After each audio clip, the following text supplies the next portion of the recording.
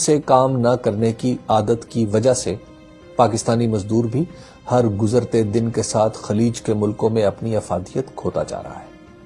ہمارے معاشرے میں کام نہ کر کے یا بہت کم کام کر کے زیادہ پیسہ کمانے کی اس روش نے صورتحال اتنی خراب کر دی ہے کہ چینی سرمایہ کار جو یہاں کارخانہ لگانا چاہتے ہیں پاکستانی مزدوروں کی پیداواری صلاحیت کو ناقابل قبول سمجھتے ہیں۔ یہ حالت صرف مزدوروں کی ہوتی تو بات بھی تھی، معاملہ اس حد تک خراب ہو چکا ہے کہ جن چند منصوبوں پر پاکستانی انجینئرز کو بھی لگایا گیا وہ بھی اپنا کام پورا نہ کر سکے اور انہیں چین سے تربیت دلانا پڑی۔ پاکستان کی افرادی قوت کا یہ خراب حال ایک دن میں نہیں ہوا۔ ذوالفقار علی بھٹو کی نیشنلائزیشن کی پالیسی کی وجہ سے جب کارخانے سرکاری شعبے میں آ گئے تو روزگار کا موقع بھی سیاست سے منسلک ہو گیا۔ پھر نجی کاروبار نے بھی ایسی شکل اختیار کر لی کہ یہ منڈی کے اصولوں کے مطابق نہیں، سرکار دربار سے تعلق کی وجہ سے چلنے لگا۔ سرکاری ٹھیکیداری، ٹیکسٹائل، ہاؤسنگ سوسائٹیز، شوگر ملیں، کھاد کے کارخانے، بجلی گھر، سی این جی اسٹیشن دراصل کاروبار کی تعریف پر پورے ہی نہیں اترتے۔ یہ پیسے کمانے کی وارداتیں ہیں جن میں کامیابی کے لیے بس حکومت اور بیوروکریسی کی آشیرواد کی ضرورت ہے۔ انسانی محنت اور سرمایہ کا فطری تعلق توڑ کر جب روزگار اور سیاسی وابستگی کو آپس میں جوڑ دیا گیا تو نالائکی اور نااہلی کا وہ طوفان آیا جس کے سامنے بند باندھنا مشکل ہو چکا ہے۔ سرکاری اداروں میں بھرتی کی مثال لے لیجیے۔ پی آئی اے میں وہ لوگ پائلٹ بھرتی ہو گئے جو جہاز چلانے کا لائسنس بھی نہیں لے سکتے۔ ریلوے میں سیاسی بھرتیاں اتنی ہوئی کہ اب اس کی پینشن کے اخراجات تنخواہوں سے بڑھ چکے ہیں۔ پاکستان سٹیل ملز میں انہیں بھرتی کر لیا گیا جو لوہے کی بھٹی کے سامنے کھڑا ہونا بھی اپنی حد تک سمجھتے رہے۔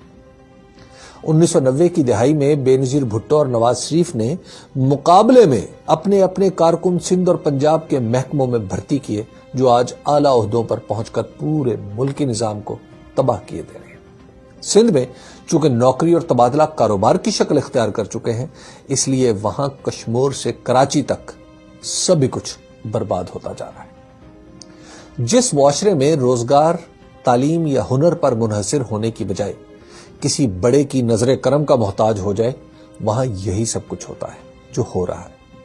ہم نالائکی اور نکمے پن میں اتنے خود کفیل ہو چکے ہیں کہ اب ملک سے باہر بھیجنے کے لیے بھی ہمارے پاس ان دو نادر صلاحیتوں کے سوا کچھ نہیں بچا۔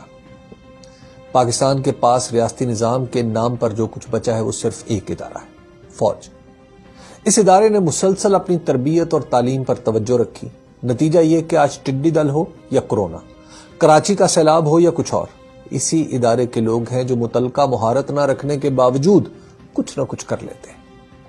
فوج کے علاوہ کوئی ایسا ادارہ نہیں جہاں اہداف حاصل کرنے یا محض اپنا کام ایمانداری سے کرنے کا رواج ہو۔ حکومت سے باہر صرف چھوٹا سا نجی شعبہ ہے جہاں لوگ کچھ کرتے نظر آتے ہیں کیونکہ یہاں کام کے بغیر نوکری قائم ہی نہیں رکھی جا سکتی۔ ان دو شعبوں کے علاوہ 22 کروڑ آبادی کے اس ملک میں چراغ لے کر ڈھونڈنے سے بھی کوئی ایسا نہیں ملتا جو کام کرنے پر آمادہ ہو۔ ہاں، بڑی بڑی باتیں بنانے والے ہزاروں لاکھوں مل جائیں گے۔ دنیا کی تاریخ گواہ ہے کہ ملک کی ترقی عام آدمی کے ہاتھ میں ہے۔ یہی وجہ ہے کہ ترقی یافتہ ملکوں میں حکومتیں نوجوانوں کو ان کے من پسند پیشوں میں رہنمائی اور تربیت کے لیے بہت کچھ کرتی نظر آتی ہیں۔ سرکاری کاغذوں کے مطابق پاکستان میں بھی نوجوانوں کی تربیت کے لیے بہت کچھ ہو رہا ہے۔ مصیبت یہ ہے کہ اتنا اہم کام بھی وہی لوگ کر رہے ہیں جن کے فہم و فراست پر کوئی بھروسہ نہیں۔ اس بے اعتمادی کی وجہ بھی شاید یہی ہے کہ اگر ایک آدمی نالائق ہو تو اسے خود پر اعتماد نہیں رہتا، اور اگر قوم ہی نالائق ہو جائے تو کوئی کسی پر بھی اعتماد نہیں کر پاتا۔